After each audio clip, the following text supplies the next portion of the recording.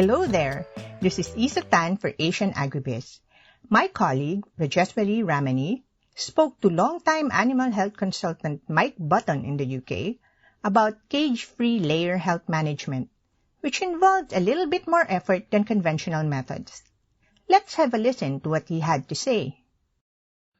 Hi, Mike. Welcome to another edition of Asian Agribiz Podcast. Hi, Raj. Good to be with you this morning to discuss cage-free egg production in Asia. I would like to start with this question. How does egg quality and bird performance in cage-free farming compare with conventional layer farming? Yes, it's interesting. There is no reason at all that egg quality will be any different in cage-free production from a caged one. There will be floor eggs in a cage-free unit, which will obviously give more potentially dirty eggs. But with good management and training of the birds, these can be kept to an absolute minimum. We now see many farms regularly across the globe that produce floor eggs of less than 1%, which is good. Can you give us maybe an example of a company that that have like floor eggs which are good, of good quality? Oh, these are numerous. I wouldn't let a single one out off the top of my head, but across the UK and Europe, many people now are 1% and below on floor eggs because they're well managed. They've learned some lessons. In the USA, when cage-free started, people were seeing higher levels of floor eggs. But with learning and training the birds better, these have now been reduced, and many people are seeing 1% or below as a norm. It comes down mainly to how well these birds are reared and the management of the birds on housing. Okay. My next question is, what challenges do producers face in managing the health of cage-free layers? Well, yes, interesting question, managing the health. The main challenge I think that a producer will have is the management of the birds and the environment in the building, especially if they've been caged producers going to cage-free. It is a completely different management system. And if they try to run a cage-free house similar to a cage house, they will have many problems, or potentially. What's important of managing their health, because the birds are on the floor, is obviously the management of the litter. It needs to be kept dry and friable, otherwise wet litter can cause pododermatitis problems. It can cause dirty eggs, which are contamination easily. The colony size is important. We don't want them too large, because one of the things we can see is obviously the birds are running around, we can get smothering.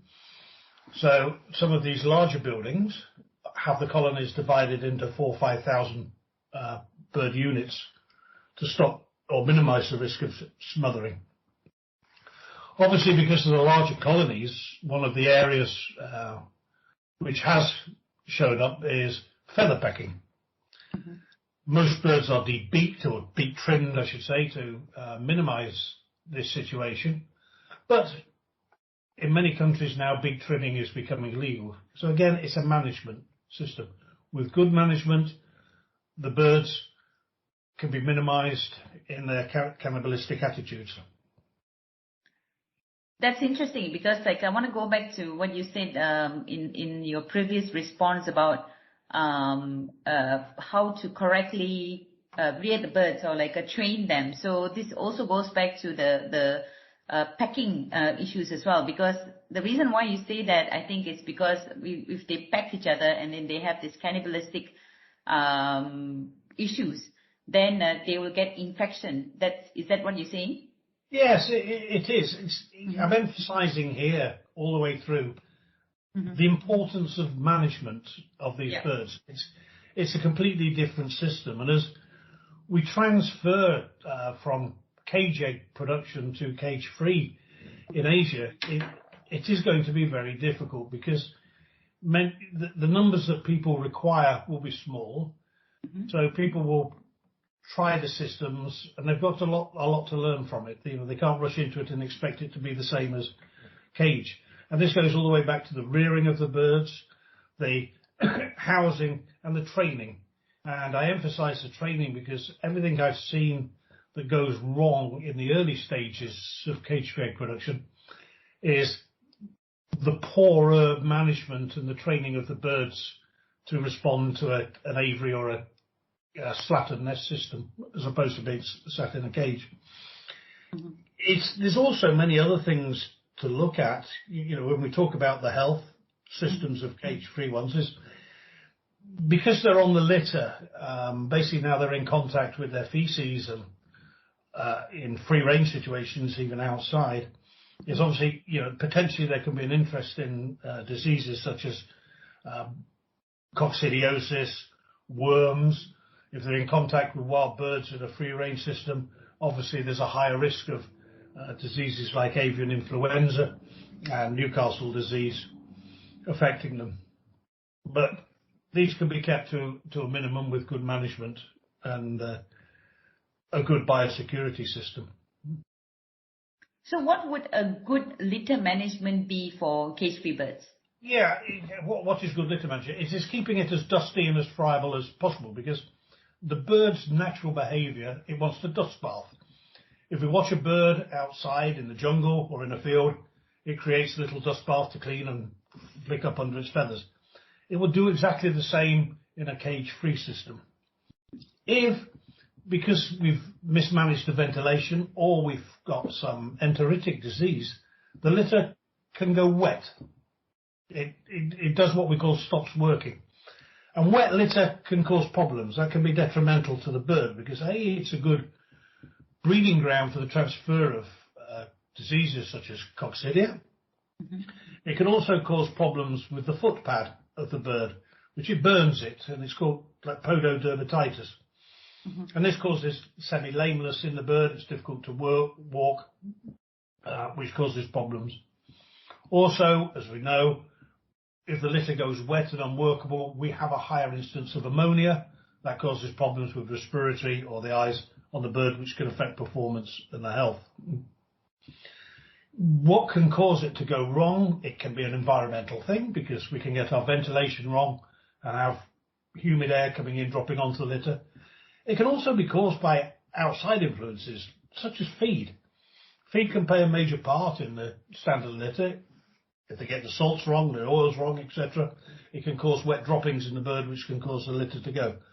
So there's many areas we need to manage between them all. Right. So how about like the different methods or effective methods of the health challenges that cage-free farming could use? Well, the main challenges the cage-free producer will face, again, is because the birds are out, is having the right number of staff and well trained. One of the problems that appear in many farms across the globe or companies that have gone to free-range egg production is the staff haven't been trained. It is difficult at the moment because with what's been going on in the world, there happens to be a shortage of labour on these farms. So there are many untrained and short staff trying to run these farms. This we can't do. Our labour costs for cage-free egg production will be much higher than cage production because of the numbers of people we need on there.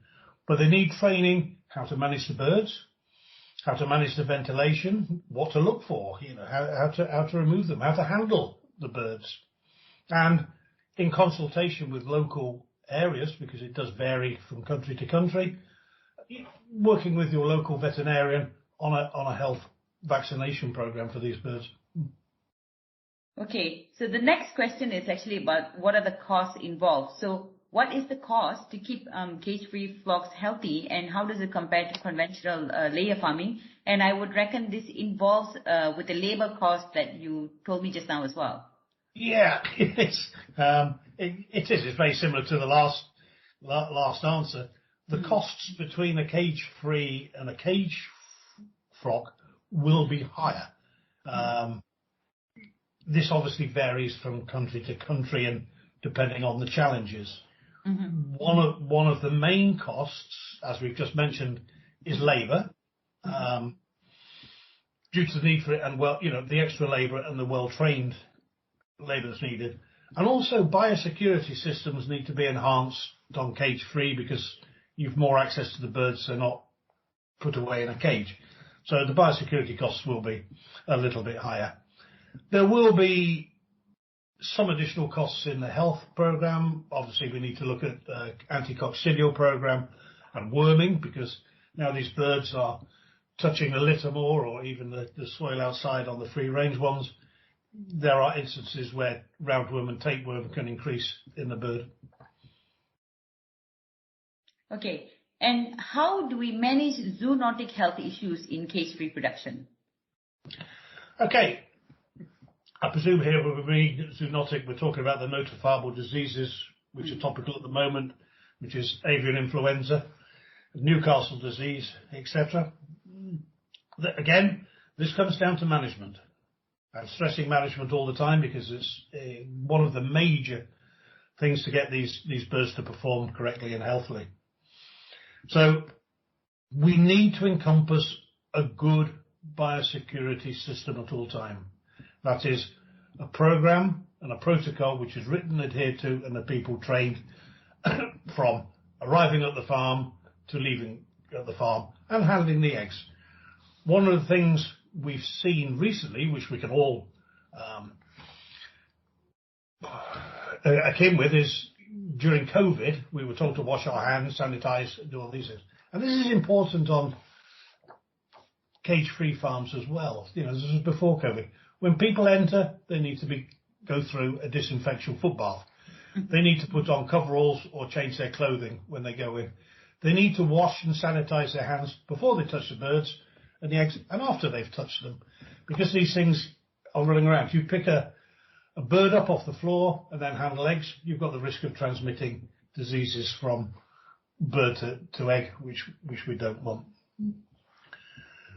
The management of the building, if they're cage-free, what's happening in Asia at the moment, most of them are what we call barn production. They're not running around outside, but we need to have proper security to stop wild birds coming in, because wild birds are a high risk of many diseases, along with vermin, to keep rats, mice and things, and even pet animals. People forget, they think it's the farm cat which will keep the vermin down. Local cats and dogs can actually carry disease into these buildings, which can spread quite fast through a cage-free system where the birds are all running around together in a colony.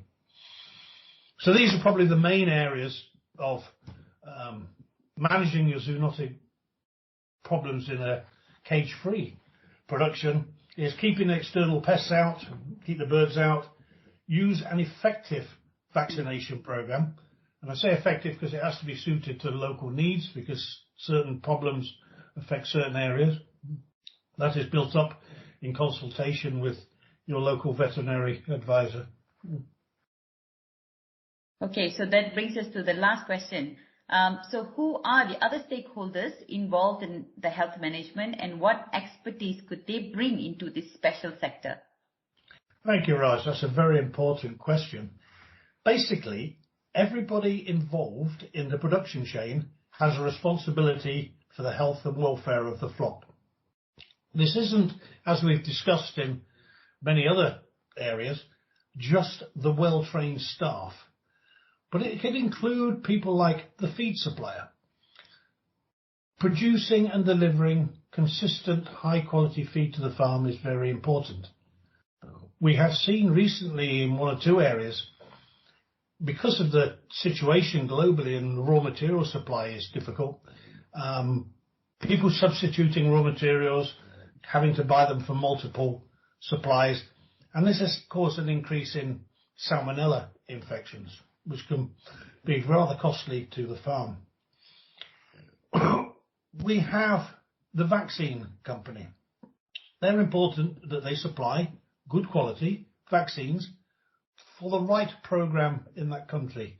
And every country is different of its needs, whether you need Newcastle, Gumboro, whatever. The vaccine company will work with you to design these programs. That is obviously in conjunction with your local veterinarian who has the understanding of what you need for your farm and how the birds work. Even people like the chemical supplier are important. We've mentioned needing a good, effective biosecurity. Hopefully the chemical company that supplies the disinfectants will explain and help you in that process, from the right chemicals for foot baths, the right chemicals for disinfecting the surfaces, and even things like the egg belts and collection trays. The transporter. It is important that lorries are cleaned and disinfected, obviously an area that is frequently forgotten about. Especially in the early stages of cage-free egg production, we probably don't produce enough eggs on the farm for a truck to be full from that one farm. It might have to go to 2 or 3 farms. The risk of transferring a pathogen from one farm to the other is obviously very high. So we need to ensure that they are cleaned and disinfected between farms coming in and going out. The equipment company. We've built a farm, or we want to build a farm. The advice of the equipment company is important. They've learnt a lot over the years. If I think back to the mid-1980s, when the first aviary system was designed, there were many problems from it. But we've learnt a lot. We know how high to build them, how far apart to minimise the risk of bone damage to the birds when they fly from one area to another, how high to have the slats, how to work the nests, how to train the birds to the nest. And obviously what we don't want to forget is at the end of the chain, from the producer, we've got the retailer. And it's important that the retailer understands what happens on a cage-free farm. There are higher costs, as we mentioned, because of feed costs, biosecurity costs, health costs, whatever, and labour costs. So to ensure that everything is done correctly, the retailer needs to ensure that these eggs are marketed at a correct price for the market, for everyone to get a good return. And it's not about making profit. We all want to make a profit, but it's ensuring that there's enough in the chain for people to do things correctly and keep the healthy birds there. That's great. Okay, thank you very much for coming on board today, Mike, and telling us today on what are the factors involved in health management for cage-free layabirds, as more producers are vying to become cage-free in the region. It's my pleasure, Raj, and I look forward to the expansion of a good, healthy, cage-free egg production systems growing through Southeast Asia in the coming years. It is certainly exciting times, and it will be very challenging times for many people. Yep, I think so too. Thank you. My pleasure. Thank you. Thank you, Raj. Thank you for listening to another edition of Asian Agribiz Podcast. We hope the information we provided you today about cage-free health management is useful and that you share it with your industry colleagues. This is Isa signing off on behalf of Asian Agribiz. Please join us again in our future podcasts.